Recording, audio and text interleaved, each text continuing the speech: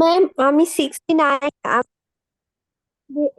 Join হতে একটু late হয়ে গেছি। হুম, ঠিক আছে, দিয়েছি। ম্যাম আমি ম্যাম 70, আমার একটু নাইনটি লেট হয়ে গিয়েছে। আচ্ছা, বাকিটা সব ম্যাম চ্যাট বক্সে 90 লিখে দাও। ম্যাম 97 কি শোনা গেছে? কারণ আমি হুম, শোনা গেছে। ম্যাম তুমি রোল দেখতে এইটি পাচ্ছ? থ্রি মানে বাকিরা সবাই চ্যাট বক্সে রোল নাম্বারটা লিখে দাও। ঠিক আছে, কেউ যদি মিস করে থাকো আমাকে জাস্ট চ্যাট বক্সে দিয়ে দাও, আমি ওগুলো দিয়ে দিব। তোমরা কি স্ক্রিনে দেখতে পাচ্ছ?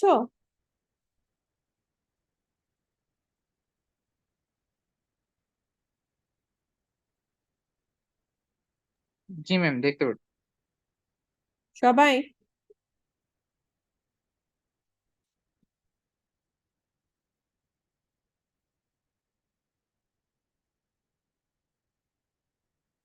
আচ্ছা দেখো, আমরা ক্লাসে আজকে যতটুকু তোমাদেরকে পড়ালাম সেটা হলো জাস্ট ইন্ট্রোডাক্টরি লেকচারটা। ঠিক আছে, মেইনলি আমরা hydrology as a water resources engineer বলো বা অ্যাজ আ সিভিল ইঞ্জিনিয়ার বলো, আমাদের এইটার রিকোয়ারমেন্টটা কি, আমরা কেন এই হাইড্রোলজিটা পড়ি। হাইড্রোলজি মেইন জিনিসটা হলো গিয়ে তোমার এটার যদি প্র্যাকটিক্যাল অ্যাপ্লিকেশন জানতে চাই সেটা হলো design and operation of hydraulic structure, water supply বলো, waste water treatment and disposal বলো, irrigation drainage, hydro power generation আমাদের ফিল্ডে পড়ে না, but flood control yes, navigation not that much, erosion and sediment control, salinity control, recreational use of water, fish and wildlife protection, এই সব কিছুতে hydrology দরকার হয়। মানে hydrology, as we said discussed earlier in the class, যে it's the study of water, right? So a study of water, of earth surface, এই এটা পড়ার জন্য মেইন আমরা যদি আজকে যে টপিকটা দেখবো সেটা হলো গিয়ে হাইড্রোলজিক সাইকেল। হাইড্রোলজিক সাইকেলটা কি? Is the cycle of water. So water molecule তিনটা স্টেটেই থাকতে পারে, গ্যাসিয়াস ফর্মেও থাকতে পারে as in water vapour in the air, or in liquid ফর্মেও থাকতে পারে when it comes down as rainfall, and solid ফর্মেও থাকতে পারে as it uh, as it is in the snow or ice capped mountains গুলা, মাউন্টেনের চূড়ায় যে আইস থাকে সেখানেও থাকতে পারে, গ্লেশিয়ার্সও থাকে। ঠিক আছে, সো এই তিনটা স্টেটেই ওয়াটার মলিকিউল এক্সিস্ট করতে পারে। বাট একটা কমপ্লিট লাইফ সাইকেল যদি আমরা বলি, কোথায় কোথায় তোমার ওয়াটারটা, আমার প্রেজেন্সটা কোথায়, লেকে থাকতে পারে, রিভার ওয়াটারে থাকতে পারে, গ্রাউন্ড ওয়াটারে আছে, সয়েল ময়েশ্চার হিসাবে আছে, ওশেন ওয়াটারে আছে, ক্লাউডে আছে। ঠিক আছে, আর সয়েল ময়েশ্চার আর আমার এখানে, আচ্ছা ওইটা আমরা পরে বলছি। সো জিওলজিক সাইকেল কি, জিওমরফোলজিতে আমি এইখানে এটা তোমাদেরকে যেটা নোট দেখাচ্ছি সাব্বির মোস্তফা স্যারের, সো স্যার 451 কোর্সটা নিয়েছে এবং এটা মেইনলি তোমার পুরো নোটসটাই ওনার সুব্রামানিয়ার বই থেকেই করানো হয়েছে। স্যার নাই, আমাদের সিনিয়র মোস্ট প্রফেসর। তো উনি এটা আহ, যখন ছিল almost for the last 15 years উনি এই কোর্সটা নিয়েছে। তো জিওলজিক সাইকেল এগুলো সবকিছুই তোমরা পুরোটাই সুব্রামানিয়ার বইতে পাবা। আমি তারপরেও এই লেকচার নোটটা আপলোড করে দিব টিমসে। So geologic cycle is one of a hydrologic cycle that তোমার there are many geologic cycles, সমস্ত জিওলজিক সাইকেলের একটা হলো কি এই হাইড্রোলজিক সাইকেল।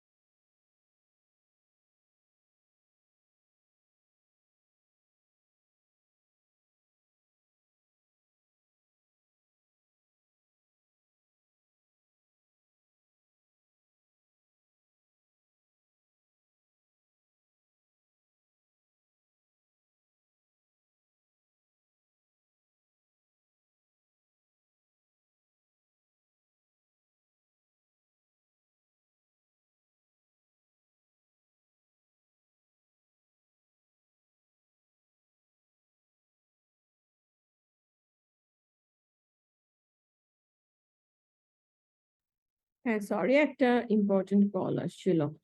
আচ্ছা, সো জিওলজিক সাইকেল, তোমরা কি জিওলজিতে দেখেছো না বিভিন্ন তোমার প্রসেসেস থাকে, তাই না? জিওমরফোলজি একটা ল্যান্ড সারফেসের উপরে, ল্যান্ড সারফেসের যত চেঞ্জ হয় সেগুলো হলো গিয়ে তোমার এক একটা geomorphic cycle, it takes thousands of years. তেমনি ওয়াটার সাইকেল বা hydrologic cycle is one of the geologic cycle, মানে one of the cycles of the water.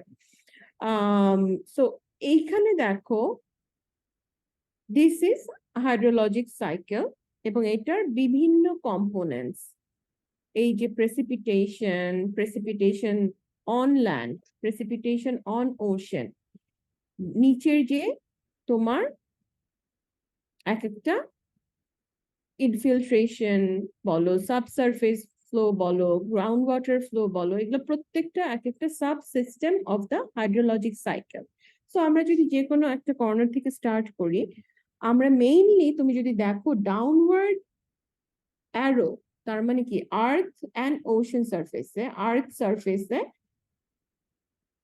ওয়াটারটা কিন্তু আমরা রিসিভ করছি in the form of precipitation. আমাদের বাংলাদেশের জন্য, আমাদের জন্য it's only in the form of rainfall, but if you say north আমেরিকায় কোল্ডার রিজিয়নে, ওইখানে they receive the precipitation mainly in form of snowfall. So precipitation can be any form of water that the earth receives. The snowfall হতে পারে, hail হতে পারে, drizzle হতে পারে, rainfall হতে পারে। আমরা মোস্টলি রেইনফল রিসিভ করি বাংলাদেশে কিছু সময় এপ্রিলে, যখন নরওয়েস্টার সিজন হয়, যেটাকে আমরা বলতে পারি কালবৈশাখী সময়, তখন আমরা কিছুটা শিলাবৃষ্টি বা হেল স্টর্ম হিসেবে করি, but that's very random incidents. So precipitation যখন পড়ে, প্রেসিপিটেশন বা রেইনফল যখন আসতেছে অন দ্য ল্যান্ড, তখন কি গাছপালা থাকে, গাছপালার ওখানে পাতা যে থাকে, পাতা ব্রাঞ্চ প্রথমে এই পানিটাকে বাধা দেয়, এটাকে একটা প্রসেস বলে ইন্টারসেপশন। এই ইন্টারসেপ্টেড হয় পানিটা, তারপরে কিছুটা ওয়াটার এই পাতা থেকে রুট পর্যন্ত চলে যায় এবং ওইখানে একটা টেম্পোরারি স্টোরেজ বা রিজার্ভয়ার তৈরি হয়, ডিপ্রেশন স্টোরেজ বলি আমরা। প্রত্যেকটা গাছ কিন্তু ওটার যে শিকড় সেখানে কিছু পানি ধরে রাখে, সেটাকে বলা হয় ডিপ্রেশন স্টোরেজ। আর এরপরে তারপরে যখন সারফেসের উপরে পানিটা আসে, সারফেসের থেকে নিচে এটা তুমি দেখো এখানে দেখাচ্ছে ইনফিলট্রেশন, তার মানে কি সারফেসের, আর্থ সারফেসের নিচে যে পানিটা ঢোকে, পার্কোলেট করে, সেটাকে বলা হয় ইনফিলট্রেশন। তারপরে it reaches the water table. এই সারফেসের উপর দিয়ে কিন্তু কিছু পানি চলে যায়, ঠিক আছে? অ্যাজ আ ইঞ্জিনিয়ার আমাদের মেইন ফোকাস কিন্তু এই সারফেস রান অফ, এই রান অফ ভলিউম বের করা, এই রান অফ ওয়াটারটাকে ম্যানেজ করা। যেমন ধরো এই তোমাকে একটা যদি প্লট অফ ল্যান্ড দেওয়া হয়, বলা হয় এটা ডেভেলপ করো, তুমি প্রথমেই বের করবা যে এখানে রেইনফল হলে এই ওয়াটারটা কিভাবে, কোন সাইড দিয়ে, কোন সাইডে কোন দিকে আমার ড্রেন দিতে হবে, ড্রেনের ওপেনিং কত দিতে হবে, মানে কতটুকু ভলিউম এই ড্রেন ক্যারি করতে পারবে। আমাদের আরবান, আমি যে তোমাদেরকে এক্সাম্পল গুলো দিচ্ছি, আমার কোয়েশ্চেন পেপার যদি দেখো, আমার কোয়েশ্চেন পেপার কিন্তু ইজ নট অনলি যে এই ইয়েটা বের করো, এই ম্যাথটা সলভ করো বা এই হাইড্রোগ্রাফ বের করো, অ্যাপ্লিকেশনটা চিন্তা করতে হবে। এর জন্য আমি সবসময় অ্যাপ্লিকেশন বেসড এক্সপ্লেনেশন গুলা দেই তোমাদের ক্লাসে। যে সে ফর এক্সাম্পল তোমাকে একটা প্লট অফ ল্যান্ড যদি এখন দেওয়া হয়, সেই প্লট অফ ল্যান্ডে you have to find out the drainage solution for that plot of land so that water logging হয় না। আমাদের এই আরবান সেন্টার্স গুলাতে, সিটিজ গুলাতে মেইন প্রবলেম কি হয়? Water logging. অ্যাগ্রি করো? Yes, ma'am. জি ম্যাম। ওয়াটার লগিংটা কি, কোন কোন সময় হয় ওয়াটার লগিংটা? বৃষ্টির সিজনে পানি পানি জমে যায় সপ্তাহে রাইট, ঢাকায়। ওইটাকে আমরা বলি মনসুন সিজনে। এবং এই মনসুন সিজনেই কিন্তু ওয়াটার লগিংটা হয়, বা অনেক সময় আরবান ফ্লাডও হয় না। আরবান ফ্লাড যেটাকে বলা হয়, আরবান ফ্লাড ওয়াটার লগিংটা যখন প্রলংড হয় তখন ওটাকে আরবান ফ্লাড বলি। এই আরবান ফ্লাডের মানে মেইন রিজন যদি আমরা বলি, মূল কারণ সেটা কিন্তু এই যে সারফেস রান অফ। যেহেতু আরবান সিটিজে পেভড সারফেস, পেভমেন্ট বেশি, পেভমেন্ট দিয়ে কি পানি বেশি ঢুকবে, নাকি যে কোনো একটা আর্থ সারফেসে, যেমন ধরো মাঠে মাঠে এখানে কি ইনফিল্ট্রেশন বেশি হবে, নাকি একটা সিমেন্টেড সারফেসে ইনফিল্ট্রেশন বেশি হবে বলো তো? আর্ট ইনফিল্ট্রেশন সারফেসে মানে পানিটা ইনফিল্ট্রেশন। ঢুকবে।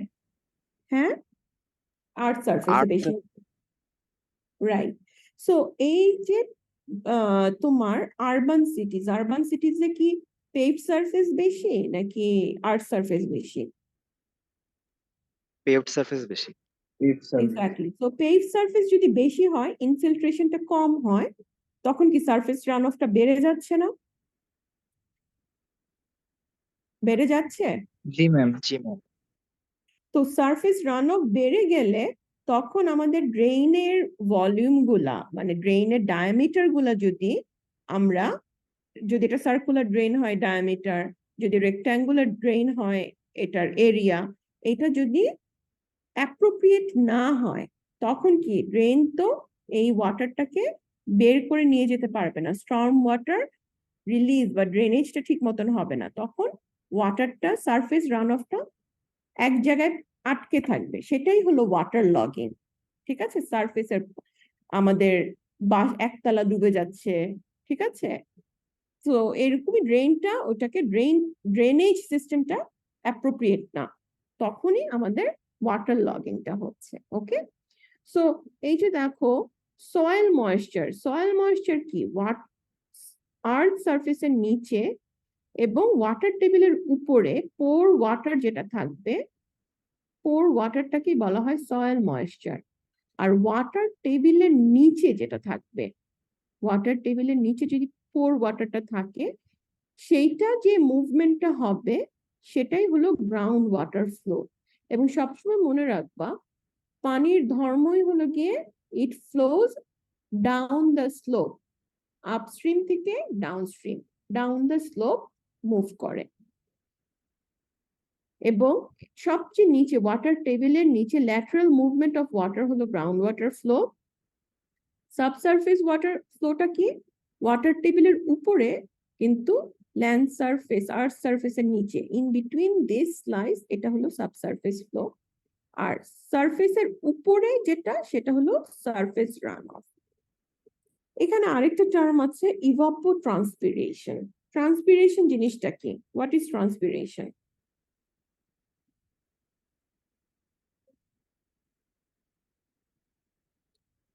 মানে গাছ ফটোসিনথেসিস, থেকে যে পানিটা বের হয়ে আসতেছে। গাছের পাতা যখন ফটোসিনথেসিস করে, অনেক সময় গাছের ডালও হতে পারে, যদি ওখানে ক্লোরোফিল থাকে ফটোসিনথেসিস হবে।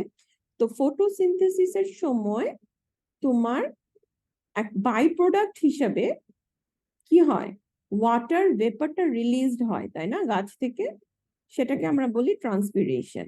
এবং যে কোনো একটা প্লান্টেশনের জন্য, গাছের জন্য তোমার ইভাপোরেশনও হয় এটার সারফেস থেকে, আর পাতাগুলো থেকে ট্রান্সপিরেশন হয়, দুইটা মিলে টার্মটাকে বলা হয় ইভাপোট্রান্সপিরেশন। ওকে, সো এই ইভাপোরেশন এবং ইভাপোট্রান্সপিরেশনের জন্য মেইন জিনিসটা কোনটা দরকার, ড্রাইভিং ফোর্স কি? লেটেন্ট হিট না, সোলার রেডিয়েশন। সো হিট পেলে এই ইভাপোরেশন বা ইভাপোট্রান্সপিরেশন স্টার্ট হবে। এখানে আরেকটা জিনিস দেখবা এই হাইড্রোলজিক সাইকেলে, সেটা হলো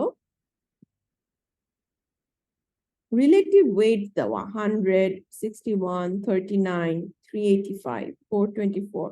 সো এইগুলো কি, এই যে সারফেস আউটফ্লো 38, তোমরা আপওয়ার্ড যে অ্যারোগুলো আছে সেগুলো যদি এক সাইডে সামেশন করো, ইকুয়ালস টু দ্য ডাউনওয়ার্ড তোমার অ্যারোস। ঠিক আছে, সো এই দুইটা দেখলে তোমরা দেখবা যে ওয়াটারটা রাইট হ্যান্ড সাইড এবং লেফট হ্যান্ড সাইড দুইটাই ব্যালেন্সড হচ্ছে। তোমরা এখানে ডেফিনেশন গুলো আছে, এই ডেফিনেশন গুলো obviously important by definition. Evaporation, evapotranspiration explain করলাম, প্রেসিপিটেশন, ইন্টারসেপশনও যেটা interception by vegetation, and depression storage, that's in the rules. Infiltration and percolation, subsurface flow, base flow and groundwater flow, যেটা গ্রাউন্ড যেটা হয়ে যায় এটাকেই বলে base flow. Surface run off, snow মেল্টটা দেখো, স্নো মেল্টটা কি, স্নো মেল্টের সাথে একটা কনসেপ্ট দেওয়া আছে স্প্রিং ফ্লাড। সো স্নো কখন পড়ে? ইউজুয়ালি কোল্ড রিজনসে স্নোটা, মেইন স্নোফলটা হয় December, January and February. March থেকে ওদের স্প্রিং সিজনটা শুরু হয় মার্চের মিড থেকে। তো স্প্রিং মানে হলো গিয়ে তোমার উইন্টারের পরে স্প্রিং হয়। স্প্রিং মানে হলো গিয়ে তোমার এটা কি হচ্ছে, টেম্পারেচারটা কি বাড়ছে না কমছে? বাড়ছে। বাড়ছে। ওয়ার্মার হচ্ছে, বাড়ছে। সো যখন টেম্পারেচার বাড়বে তখন স্নোটা মেল্ট করা শুরু করবে, এবং দেখা গেছে যে স্নোটা মেল্ট করে ওই স্প্রিং এর সময় আমাদের যেরকম রেইনফল, একসাথে অনেক রেইনফল হলে আমাদের ওয়াটার লগিং হয় বা ফ্লাডিং হয়। কোল্ড রিজনে এই স্প্রিং এর সময় যখন যদি অনেক হিউজ ভলিউম অফ স্নো একসাথে মেল্ট করে, মানে টেম্পারেচারটা অ্যাব্রাপ্টলি রাইজ করে, তখন কি হয়? তখন স্প্রিং ফ্লাড হয়, স্নো বা স্নো মেল্ট ফ্লাড হয়। এই কনসেপ্টটা তোমার খুব প্রচলিত আমাদের এখানে। যেরকম মনসুন সিজনের পরে আমরা আশঙ্কায় থাকি যে ফ্লাডিং হবে যদি মনসুন সিজনটা খুব হেভি হয়, হেভি রেইনফল হয়। ওখানেও যদি হেভি স্নোফল হয় এবং র্যাপিড রাইজ ইন টেম্পারেচার, মানে একদিনে 15 ডিগ্রি টেম্পারেচার বেড়ে গেল, তখন র্যাপিড স্নো মেল্ট হলে তখন আশঙ্কা থাকে স্প্রিং ফ্লাড হওয়ার। এই টেবিলটা হলো তোমার, আমাদের যদি টাইম শেষ হয়ে যায়, আমি আনপেইড জুম থেকে করেছি আমার এই ল্যাপটপে, তোমরা আবার জয়েন করবা, আমরা শেষ করে দিব, বেশিক্ষণ নাই। সো এই টেবিলটা হলো কি এস্টিমেটেড ওয়ার্ল্ড ওয়াটার কোয়ান্টিটিজ, পৃথিবীতে তোমার ওয়াটার কি কি ফর্মে আর্থ সারফেসে থাকতে পারে। একটা হলো ওশেন, এবং এখানে বাই এরিয়া কতটুকু আছে, ওশেনটা আর্থ সারফেসে কতটুকু এরিয়া জুড়ে আছে, by volume second column, percent of total water, আবার পার্সেন্ট অফ ফ্রেশ ওয়াটার। ঠিক আছে, এই ওশেন দেখো percent of, it's not included in fresh water. তার মানে কি ওশেন ওয়াটারকে আমরা ফ্রেশ ওয়াটার হিসেবে কনসিডার করতে পারি না, বিকজ ইট হ্যাজ স্যালাইনিটি। আবার ফ্রেশ ওয়াটার কতটুকু? টোটাল ওয়াটারের অনলি 1/5। টোটাল ওয়াটার যদি 510 to the power 6 kilometre square এই এরিয়া জুড়ে থাকে, ফ্রেশ ওয়াটার হলো গিয়ে only 148 10 to the power 6 kilometre square, almost 1/5। এবং টোটাল ওয়াটারের অনলি 2.5% হলো ফ্রেশ ওয়াটার। ফ্রেশ ওয়াটার মানে কি? যেটা ডাইরেক্টলি হিউম্যান কনজিউম করতে পারে, portable water, drinkable water. Ground water আবার ফ্রেশও হতে পারে, স্যালাইনও হতে পারে, সয়েল ময়েশ্চার হিসেবে থাকতে পারে, polar ice, other forms of ice and snow আছে। লেকস আবার ফ্রেশ এন্ড স্যালাইন হতে পারে। মার্শেস, আমাদের দেশের জন্য মার্শি ল্যান্ড হলো গিয়ে ওয়েটল্যান্ড বা হাওর। Rivers, biological water, not only human beings, যে কোনো অ্যানিমালস এর বডিতে যে ওয়াটারটা থাকে that's biological water. Atmospheric water mainly in the form of water vapour or moisture humidity. Then আমরা যে একটা ম্যাথস করব সেখানে এই ভলিউমটা আমরা ভলিউম কিলোমিটার কিউব এই কলাম সেকেন্ড কলামটা আমাদের ইউজ করতে হবে। আমরা রেসিডেন্স টাইমটা বের করব। সো রেসিডেন্স টাইম কি? সো এইটা হলো কি স্টোরেজ ভলিউম দিচ্ছে এই টেবিলটা। এর পরের টেবিল এটা হলো ওয়াটার ব্যালেন্স, তার মানে at any point of time globally একটা অ্যাপ্রক্সিমেট অ্যামাউন্ট দেওয়া, ঠিক আছে, বাই এরিয়া। প্রেসিপিটেশন কতটুকু হতে পারে on ocean, on land. Evaporation কতটুকু হতে পারে from ocean and from land. Evaporation তো উপর দিকে যাচ্ছে। Run off to ocean from rivers কতটুকু আসতে পারে, গ্রাউন্ড ওয়াটার কতটুকু, and total run off. So আমাদের যে জিনিসটা আমরা ক্যালকুলেট করব সেটা হলো, আমি এটা বন্ধ করে এই মিটিংটা শেষ করে আমি আবার অন করছি, তোমরা সবাই জয়েন করো। আমরা রেসিডেন্স টাইমটা জাস্ট ক্যালকুলেট করা দেখিয়ে আমরা we will finish the lecture.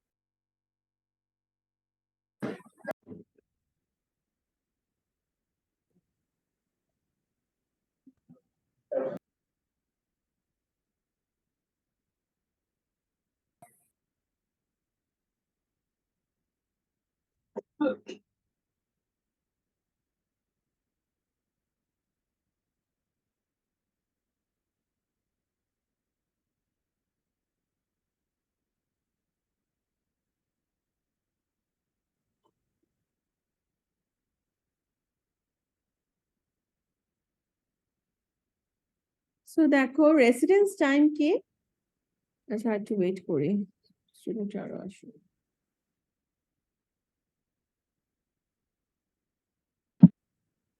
আমি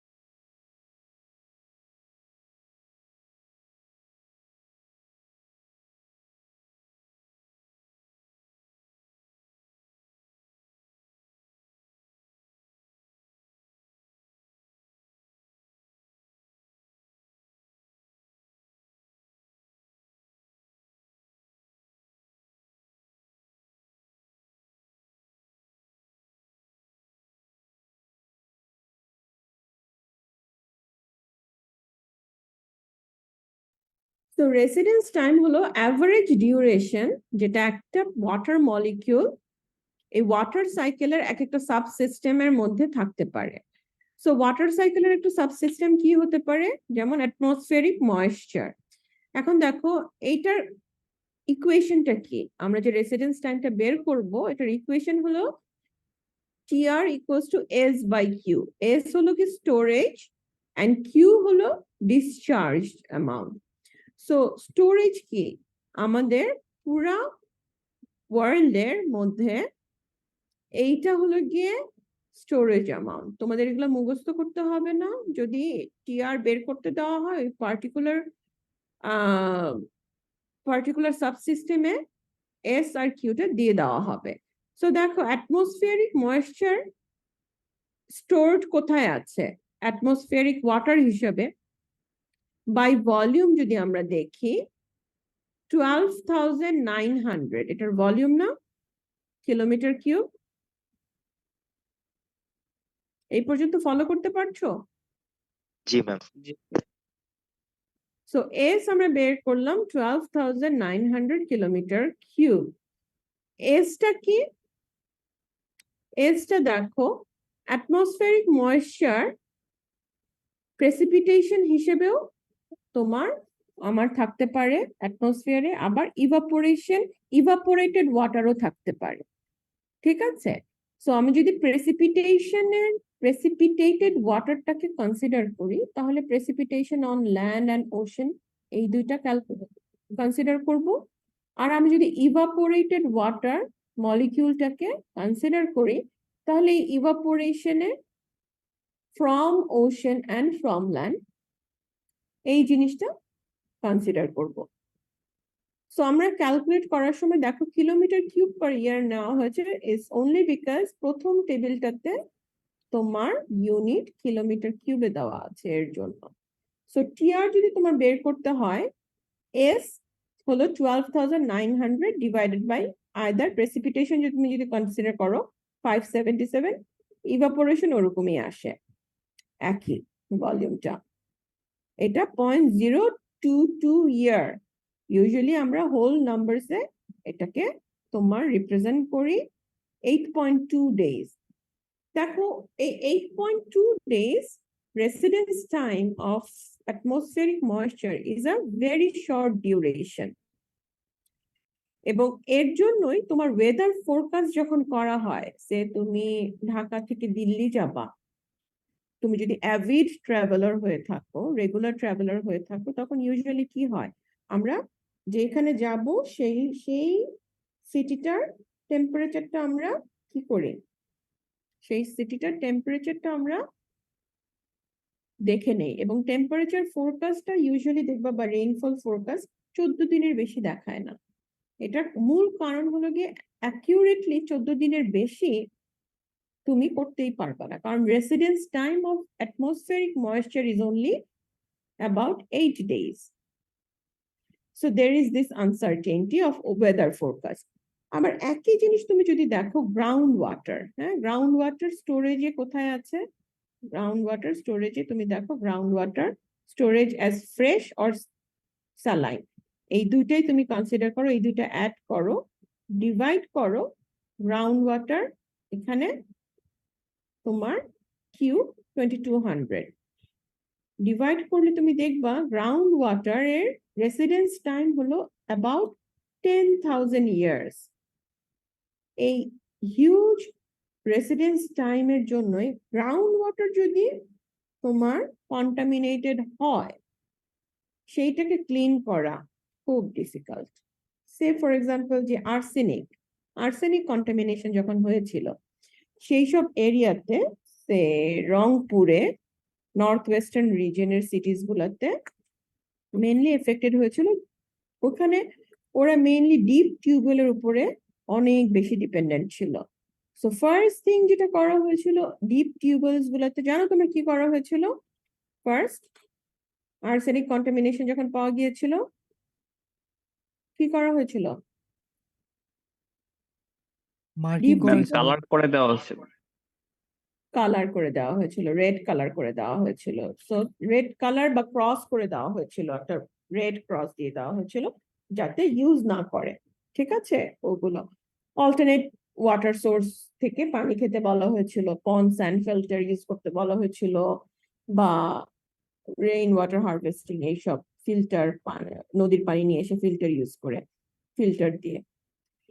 anyway, so this is the concept of residence time.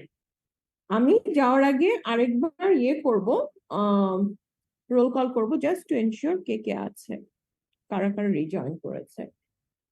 66, present ma'am.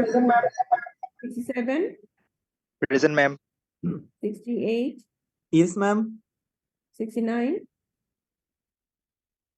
70, Yes, ma'am. 71, Present, ma'am. 72, Yes, ma'am.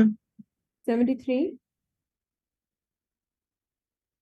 74, Present, ma'am. 75, Hello, ma'am. 73, madam. দিয়েছি।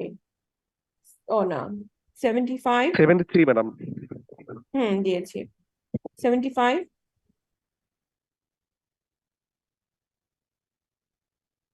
76, 77, Present, ma'am. 78, আচ্ছা আমি যে screenshot নিয়ে রাখি তাহলেই হবে, কারণ তোমরা সবাই আবার জয়েন করছো, তোমাদের তো গ্রুপে আবার বলে দাও।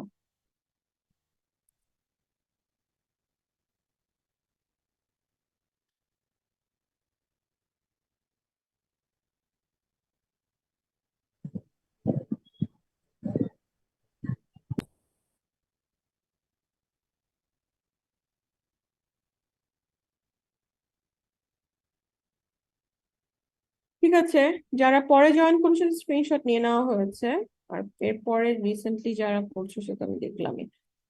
ওকে, thank you. So next week doctor Maureen নিবে, এর পরের উইকে আবার রেগুলার ক্লাস হবে। ঠিক আছে, ঠিক আছে। ওকে, থ্যাংক ইউ, খুদা হাফেজ।